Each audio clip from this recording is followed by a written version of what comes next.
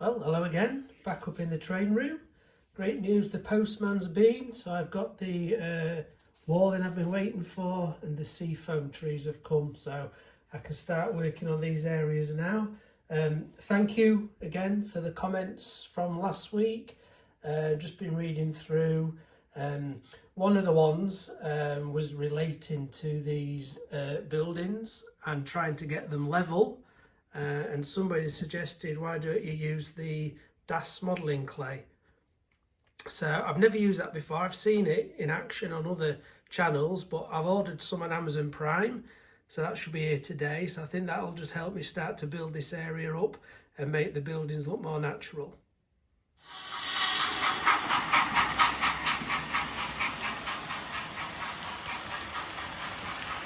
So I think the first job is going to be to get the new stone walling in place.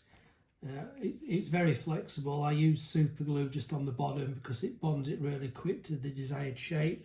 So it's going to run right from over where the girder bridge finishes there, all the way round, right up to where this small little crossing is.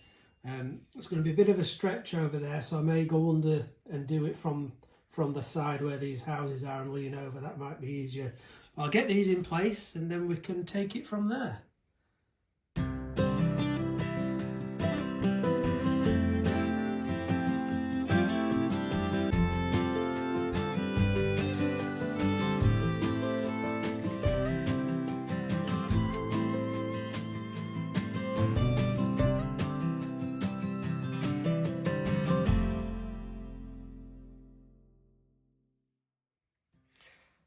So as you can see, it's dead quick to put up with super glue, rough and ready. You don't have to be too neat, but I do like to get the walling up first because then you can build up the scatters around it, disguise any little gaps or whatever you may have along the bottom.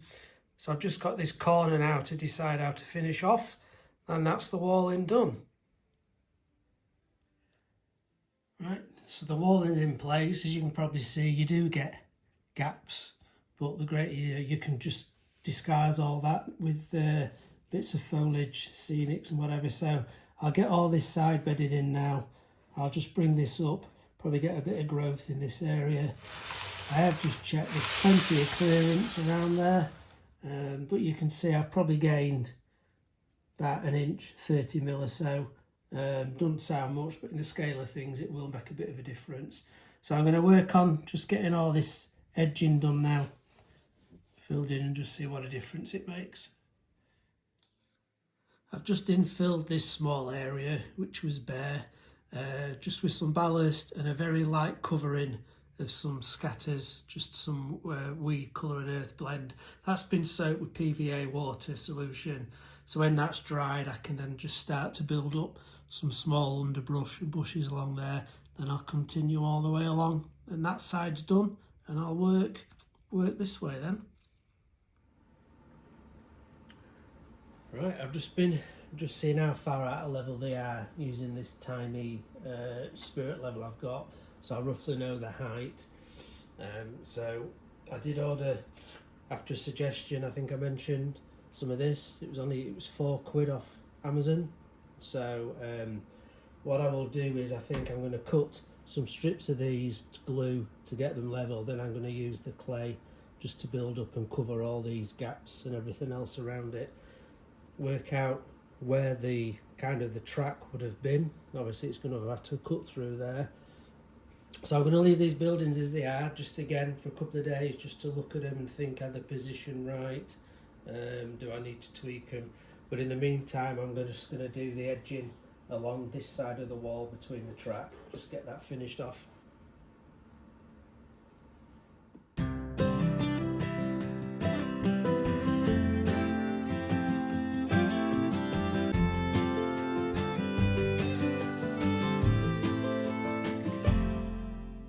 Right, as in the other areas, that's just an initial layer of some mixed fine turfs I've got.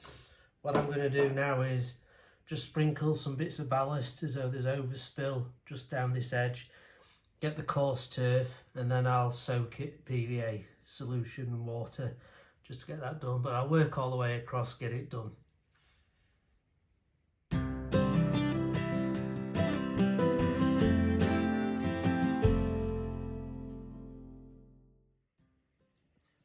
added some small clumps of underbrush.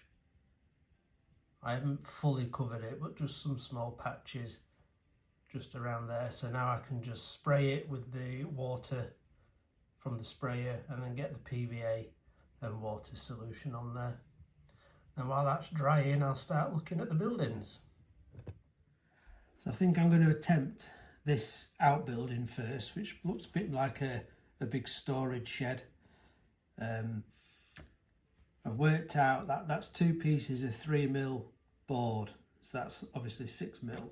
So I'm going to try this one first, and I think I've got an idea of what I'm going to do for it. So that is the building. The slope on the hillside goes this way, so this side needs to be 6mm. So what I've decided I'm going to try on this one is the PVC board. I've cut 2 really thin strips, so 3mm. I'm going to stick it on there and then that one on top. So that brings that up. Obviously there's gaps here, but that'll allow me to position it. Then I'm going to have to paint all the inside because that doesn't look realistic whatsoever. I don't know what I'm going to use yet, but I'll get all that grimed up and dirted, and then once that's done I can place it on the layout and then start to use the clay just to build up around it to hide all the gaps. Whether it'll work, we don't know, but we'll try it on this building first.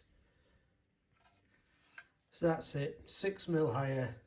I know it looks really rough, but it just gets me the right level now, and then I can build everything in around it. I think I'm going to paint a light brown just on the roofs and get some grey colours on the sides, and then just mucky it all up, get some weathering powders and that on it. But you're not going to see a great deal inside anyway, but I've just got to get rid of the white.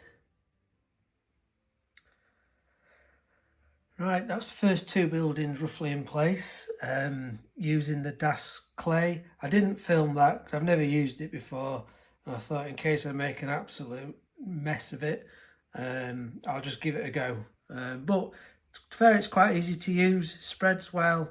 I'm not bothered if it looks rough, because once it's painted and really built up with some high bushes and small shrubs and that, I think it should look okay. So I've done the top 2 first because it's easier, then I'll do the 2 smaller ones and then plot out the road once it's all dried.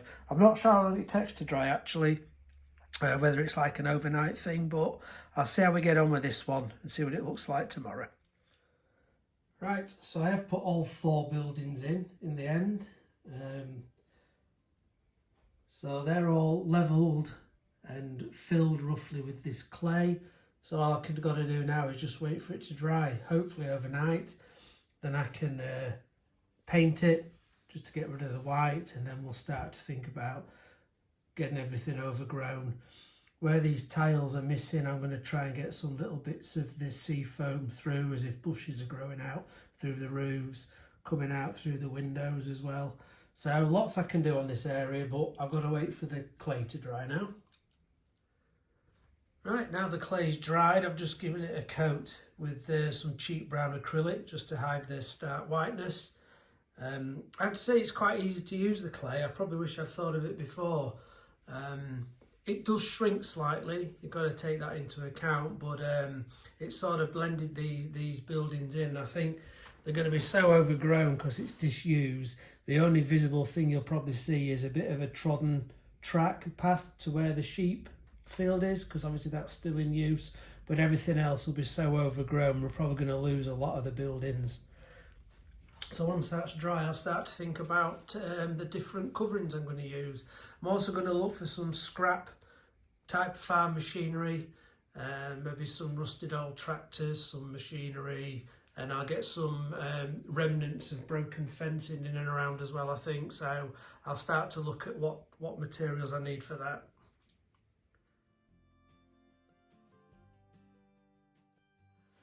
Just while I'm waiting for that brown acrylic paint to dry around those farm buildings, I've just been thinking just about some of these older models that I've got. So I've got these 4 here, they're the Hornby Super Detail one, and when I look at the instructions, The stamped kind of 2003, 2004. They're all they're all Loco motors. They're not tender driven, but they're not DCC ready. And obviously there's 3 Duchess on there, which, as you know, are my favourite. And then I had a bit of a win where I quite liked the King class, so there's a GWR King at the back. I'm just wondering about the costs and the ease of getting these converted to DCC when they're not DCC ready. Would it be something to consider doing? And then, just even more so, I've got these much older ones. Again, lots of Duchess. I think there's an A4 in there as well, and also a King class. Now these are all tender driven, really old. So I don't know if it would be worth, because of the age and everything and the detail on them, would it be worth doing that? So part of me's in a quandary. I mean, they've been sat in these cupboards for years, so they need a really good clean and a service even. But would it be worth seeing if I could sell these? I know I won't get a lot for them, but maybe sell these and then put the money towards some newer DCC ready or fitted Locos. So that's kind of my dilemma, really. These older ones, do you think it's worth just cutting my losses and getting rid? I know there's a lot of sentimental value there. And then for these newer ones, although they're not the newest tooling, would you think it would be worth investigating getting these converted? Or would you sell these as well, just group as much money as I can off them and see if I could buy something more modern?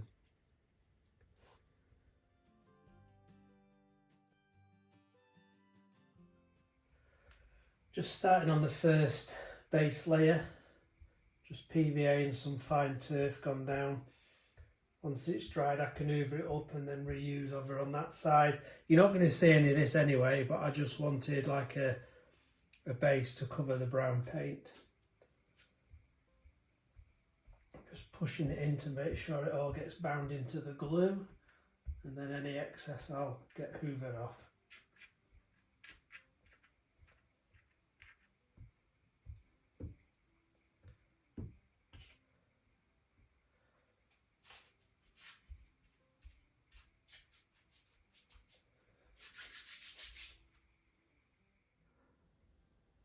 Just been soaking some of the seafoam trees overnight.